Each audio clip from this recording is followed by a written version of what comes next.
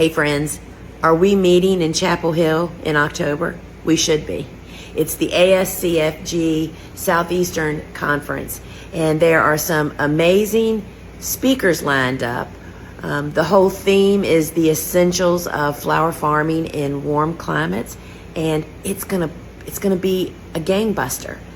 But let me just tell you one little thing that I have learned after 27 years of flower farming. The best, most impactful tips that I have ever gotten in my business have not been from books. They have not been from a course. They have not been from listening to a speaker. It's been from networking with people at conferences.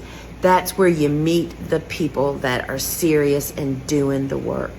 And I'm inviting you to meet me in Chapel Hill, at the barn in Chapel Hill, with amazing speakers lined up. Time is running out. It's October 8th and 9th. We're hitting down on almost 30 days from now.